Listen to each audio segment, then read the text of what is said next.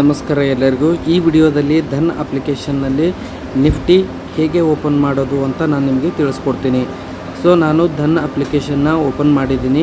Open ಮಾಡಿ ಆದಮೇಲೆ ಇಲ್ಲಿ ನನಗೆ ಸ್ವಲ್ಪ ಡೌನ್ ಬಂದರೆ ಒಂದು ಆಪ್ಷನ್ ಸಿಗುತ್ತೆ ನೋಡಲಿಕ್ಕೆ.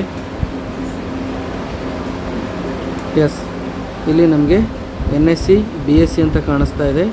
ಇಲ್ಲಿ NSE ಕೆಳಗಡೆ ನಿಫ್ಟಿ 50 ಅಂತ ಇದೆ. ಸೊ ನಾನು ನಿಫ್ಟಿ 50 ಮೇಲೆ ಕ್ಲಿಕ್ ಮಾಡ್ತೀನಿ.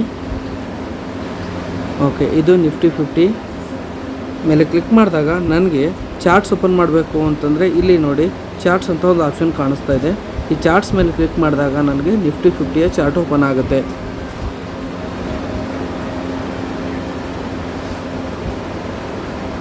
ರೈಟ್, ಇದು ನಿಫ್ಟಿ 50ಯ ಚಾರ್ಟ್ಸ್. ಈ ಚಾರ್ಟ್ಸ್ನ ಓಪನ್ ಮಾಡಿ ಆದಮೇಲೆ ನೆಕ್ಸ್ಟ್ ನಾವು ಟೈಮ್ ಫ್ರೇಮ್ಗಳನ್ನ ಯಾವ ರೀತಿ ಚೇಂಜ್ ಮಾಡೋದು ಅಂತ ನಾನು ನಿಮಗೆ ತಿಳಿಸ್ಕೊಡ್ತೀನಿ ಬನ್ನಿ.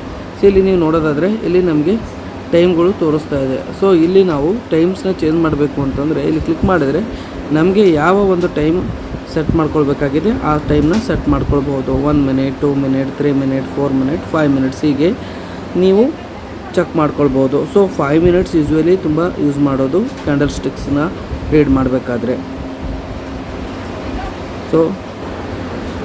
ಸೊ ಈ ರೀತಿಯಾಗಿ ನಾವು ನಿಫ್ಟಿ 50ಯ ಚಾರ್ಟ್ಸ್ನ ಓಪನ್ ಮಾಡುವಂಥದ್ದು.